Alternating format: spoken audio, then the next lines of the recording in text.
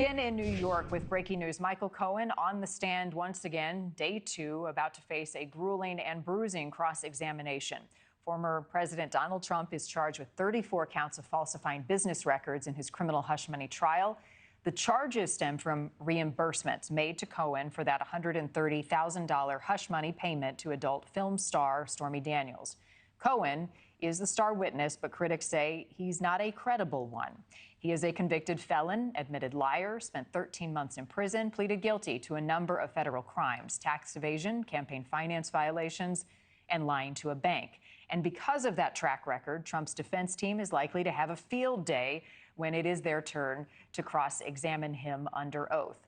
NewsNation national correspondent Caitlin Becker is live outside the courthouse in Manhattan. Caitlin, good morning again to you. What have we heard so far in court? You know, Marnie, we just got it started with testimony, and I am looking at what is going on in the courtroom right now. And those 34 charges of falsification of business records that you just mentioned is exactly what they are questioning Michael Cohen about. And he is telling the jury that they are fake business records. There was one exchange that literally just happened in our intro where Michael Cohen was shown a check that was made out to him and signed by Donald Trump Jr. Or I'm sorry, it was actually signed by Eric Trump, who's sitting in the courtroom right there. And the district attorney asks, is that a false record? Yes, ma'am. That's basically it. He testified just moments before that there was no retainer agreement. Now, remember, what Donald Trump has long said is that the money that was paid to Michael Cohen, all of these $35,000 wire transfers and checks, he has said they were for legal fees. It was for a retainer agreement. And Michael Cohen just told the jury that the invoices that he sent for the retainer agreement were false. We've actually seen these invoices. They were entered into evidence. So that right there is essentially what this case is about. And you have to remember that Donald Trump just this week and last week and the week before has been saying in no uncertain terms that he believed they were legal records. Take a listen. I paid a lawyer a certain amount of money. We marked it down as legal expense. So I had a legal expense, and I marked it down as a legal expense. I didn't mark it down as construction of a wall, construction of a building. I didn't mark it down as electricity cost. I took a legal expense, and they called it, I didn't do it, a bookkeeper did it. She did it exactly right. So that's it. He says legal expenses. Michael Cohen is sitting on the stand telling you right now that, or telling the jury right now that those legal expenses weren't real. They didn't exist, and those invoices are fake. Now, of course, we know, Marnie, they're going to attack his credibility when it comes to defense. But I don't know if this can potentially be spun by prosecutors, basically saying, yeah, he's not very credible. He did lie, cheat, and steal for the former president. And he's the kind of guy who would submit fake business records in order to get paid for hush money. You know, it could kind of be spun like that, but we'll have to see how that shakes out. All right, we'll be watching it closely. Caitlin, we'll be back to you shortly. Former federal prosecutor Neama Rahmani is with us now to break down what we've just learned in court. Welcome to you, as always. So what do you make of this testimony that the legal expenses were false, were fake? How damning is this? It is damning, Marnie. So far, so good. The Michael Cohen that we saw yesterday and today was calmer, cooler, more collected. But obviously, it's way too early to tell because we need to know how he's going to hold up on cross-examination.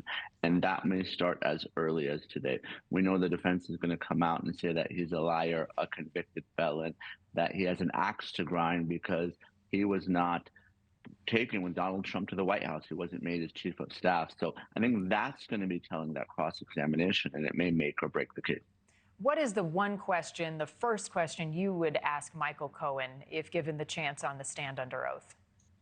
Oh, I would talk about his felony conviction, the fact that he was prosecuted by the feds for this very conduct and that he lied to Congress. So if I'm the prosecution here, Marnie, I need to substantiate and corroborate Cohen's testimony with independent evidence. That's why that Karen McDougal recording where Donald Trump is on tape allegedly saying that we need to pay her $150,000 or $150,000, or those handwritten notes by Trump CFO Alan Weisselberg that shows the grossed up payments why Cohen was paid $420 when the payment to Stormy Daniels was only $130,000. That's the type of evidence I would need if I'm the state to show, listen, Michael Cohen's a liar. He's lied before, but what he's telling you today is the truth, and this is why it's supported by this other evidence. Neama, one thing that we have heard a number of times throughout Cohen's testimony is the words "take care of it." Is that enough to pin Trump directly to the allegations?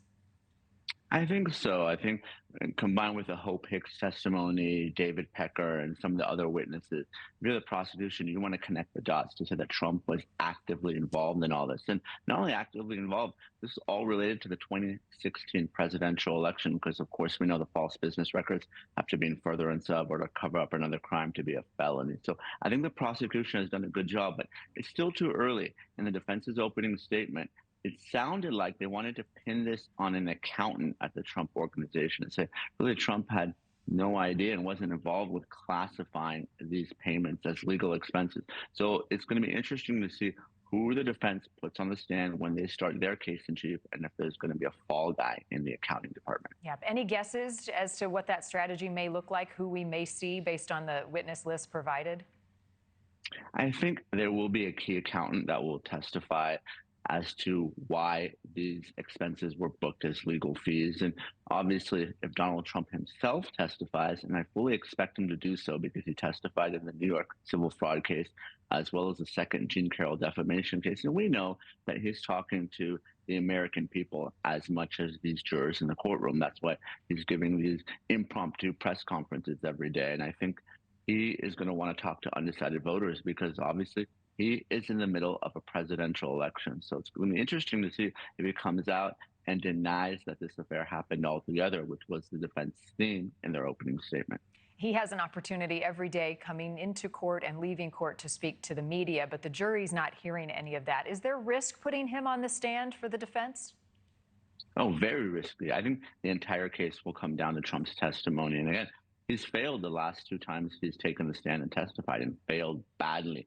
Of course, one was a bench trial, but that second Jean Carroll defamation trial, he was hit with a judgment of $80 million after the first $10 million judgment. So if I'm Donald Trump and he's not the type of client that you can control, you better make sure you're ready for a pretty grueling and aggressive cross-examination. Let's not forget, he has publicly stated that he did not even know who Stormy Daniels was. Well, there's plenty of evidence that not only did he know who she was, that he had this sordid affair with her. So he has to be ready for all those questions if and when he decides to take the stand, Marnie. No, an important day as cross-examination will start shortly. Neama Rahmani, as always, thank you.